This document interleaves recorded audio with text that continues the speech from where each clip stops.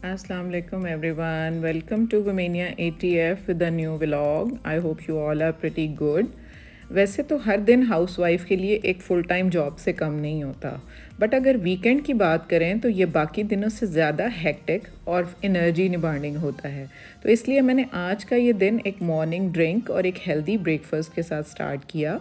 जी के लिए और अपने लिए हेल्दी नाश्ता बनाया, क्योंकि बच्चे जो हैं वो वीकेंड को के दिन आराम से उठेंगे और उनका ब्रेकफास्ट नहीं ब्रंच होगा, जिसके लिए आज उन्होंने रेस्टोरेंट स्टाइल मुर्ग चने की फरमाइश की है, जिसकी रेसिपी मैं आगे चलकर आपसे शेयर करने वाली हूँ।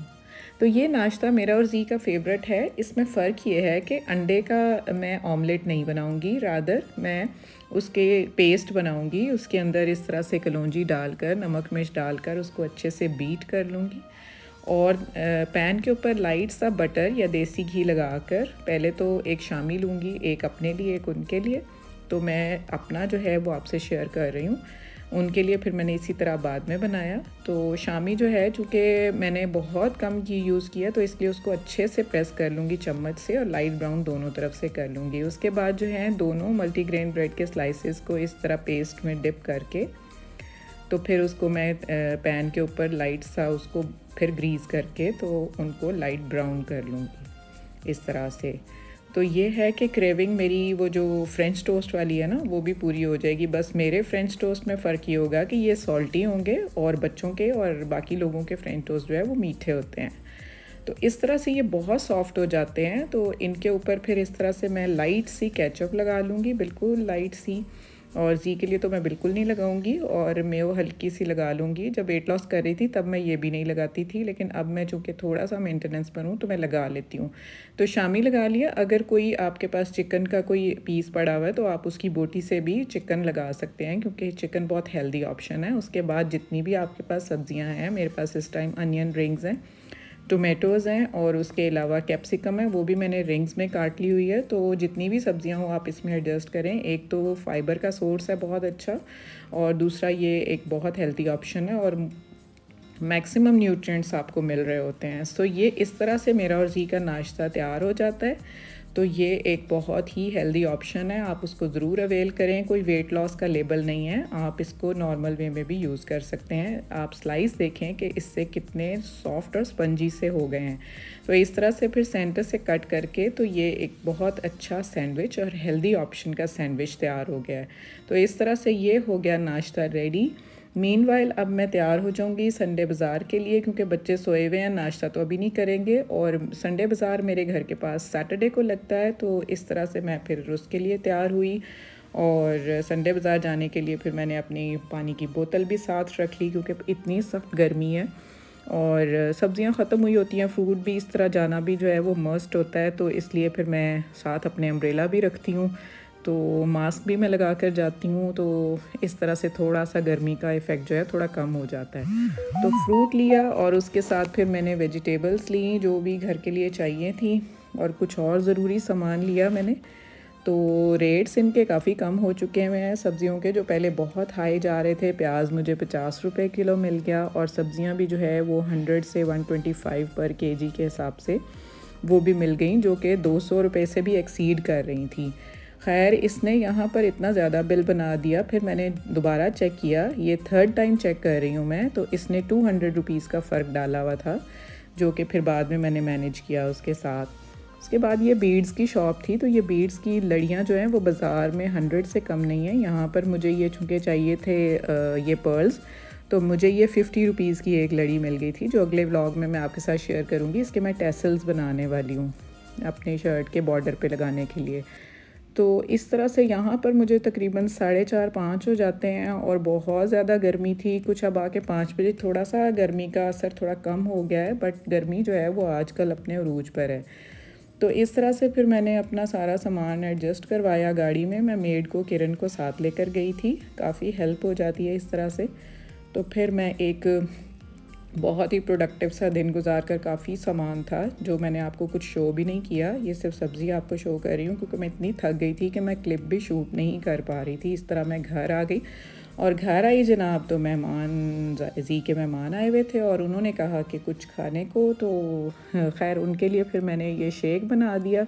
उनको ये होता है कि ज़रा थोड़ा सा प्रेजेंटेबल फॉर्म में उनके गेस्ट जो हैं उनको एंटरटेन किया जाए। तो मैं कोलाज़ के तरफ तो नहीं जा रही होती, तो जूसेस वगैरह या शेक्स वगैरह का ऑप्शन मैं अवेल कर रही होती हूँ। तो इस तरह से ज़रा थोड़े अहतमाम के साथ उनके लिए फिर मैंने स्ट्रॉबेरी शेक बना दिया, उसकी टॉपिंग कर दी रूह अफ़ज़ा और क्रीम के साथ।